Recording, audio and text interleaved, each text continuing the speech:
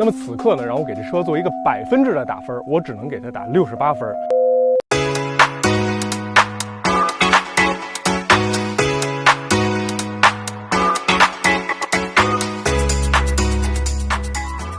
Hello， 朋友们，如果您最近正在琢磨换车，想买一个类似哈佛大狗那样的城市 SUV， 但是觉得哈佛大狗呢可能贵了那么一点，那现在有了一个新的选择，就是来自北京汽车的北京 BJ30。BJ30 它的预售价已经出来了，它11.999万到15.699万。那么此刻呢，让我给这车做一个100%的打分，我只能给它打68分，因为我认为这个车有30分要和它最终的售价有关，所以我们就以目前的预售价来看，只有70分满分的情况下，它扣了哪些分，哪些是亮点。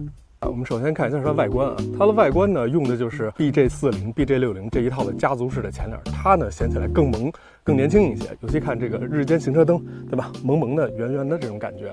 那这辆是试装车，没有上牌，但其实这个车上的不是绿牌，而是蓝牌。如果您有一个朋友选了一个特别棒的一个尾号蓝牌，又不想丢失这个号牌换成绿牌，那么它确实是一个不错的选择。因为它整个的一个外扩尺寸，在我看来其实跟 CR-V 差不多。其实 BJ30 它的外观呢是现在比较流行的一个方盒子越野车这样一个形制，跟它差不多一个感觉的呢，还有捷途的旅行者，包括哈佛的大狗、二狗、猛龙这些。它们差不多是在一个价格区间。外观啊，朋友们，所见即所得，咱们就不啰嗦了。这辆车我认为的重点，咱们得从后面看起。先看这个尾标 BJ30E， 为什么又带 E 还是一个蓝牌，忽略这个绿牌啊？因为呢，它并不是一个我们常见的一个大电池的一个插混这种形式，它的电池呢是一个 1.67 度的小电池。其实这个理念跟本田的 iMMD以及丰田的 THS 很相似，都是一个小电池，大部分时间呢是一个串联的增程模式。新的 BJ30 呢是有 1.5T 汽油的版本和 1.5T 混动的版本。像我们这辆顶配呢，它的最大功率是301千瓦，最大的扭矩呢是685牛米，0-100加速6.6秒，那油耗呢是6.45升。它的电池这个 1.67 度小电池是布局在这个位置。那在我看来，它这个电池虽小，但是相比于那些插混的30-40度的大电池来说，其实反而减少了你的充电焦虑。因为像我也开插混车，插混车你有电的时候一定是玩命的用电，但当你电用完的时候你就很焦虑。所以它呢就省过了，直接跳过这一步，直接就是一个相当于馈电油耗这样的一个表现。那我们来的这一路呢，包括高速山路都开了，还有一个节油赛，可以看到油箱盖都封着呢。这个是我们今天12辆车的一个油耗表现。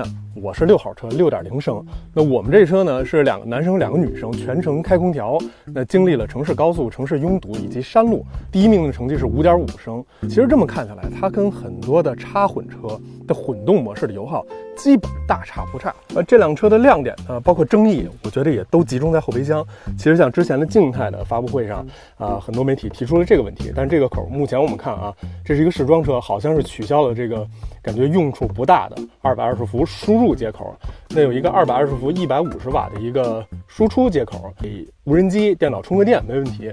这边呢还有一个120瓦的点烟器接口，带个冰箱呢，小一点的冰箱差不多啊，但是如果功率太大的冰箱180瓦那种，这个就不行了。所以我认为我扣的2分也在这儿，点烟器的功率稍微高一点，弄一个180瓦，弄一个车载冰箱，什么都更方便。后备箱我最喜欢的一个点，看这儿了吗？一般的都是一个抽拉那种的遮物帘儿啊，但是它呢是给了一个非常厚实的板子。这个板子干什么用啊？一会儿我打开给大家看一眼。刚才后备箱的这块置物板呢，我已经拿出来了，看，变成了一个4人露营用的一个小桌子。4个桌子腿呢是藏在后备箱的储物格里。就喜欢这种随车送东西的，送的越多越好。这个明显是下心思了。后备箱的亮点还没说完，可以看到在左右两侧都有这么一个置物的这么一置物板，上头还有摩擦纹。包括这儿还有2个设计的夹子，大家可以猜猜啊，这个是干嘛用的？这儿现场有一个展示，就是 BJ30 加上一个车尾帐这么一个布局，咱们进去看一下。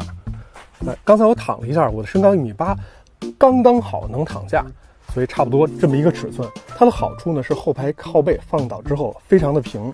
那这个挂钩的用处我们也了解到了，可以固定车尾帐，起到这么一个作用。那接下来呢，咱们一块儿去车里头看看。内饰给我的一个比较好的感觉，就是整体的装饰算是比较克制的，没有做太多那种复杂的眼花缭乱的设计。整体来说比较素雅简洁，我还是比较喜欢这种风格的。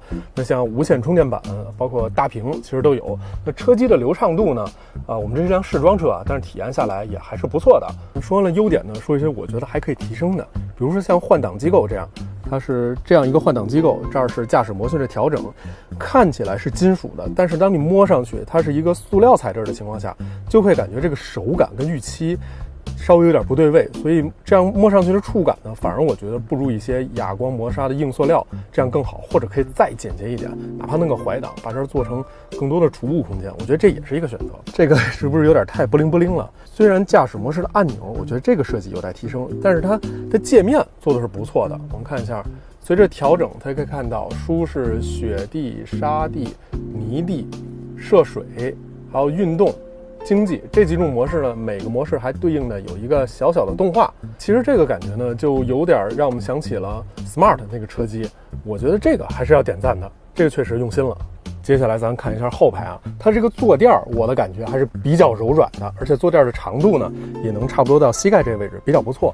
这个空间表现在这个级别来讲它是合格的。我觉得稍微还能优化的就是靠背的角度，如果能再往后有一个手动的调节机构，那就更完美了。今天一天整体体验下来，我对这个车呢其实还是高于我的预期了，因为之前我对它预期就是一个加了弱混的一个油车，但实际开起来的感受，像电车的平顺，包括比较强的动力，它都是拥有的。而且它很巧的一个方案，1.几度的电池，也不用担心之后的维修成本过高，还不用担心拖底，所以这个方案我觉得是比较聪明的。像现在很多插混车，我的感觉啊，不是在充电，就是在充电的路上。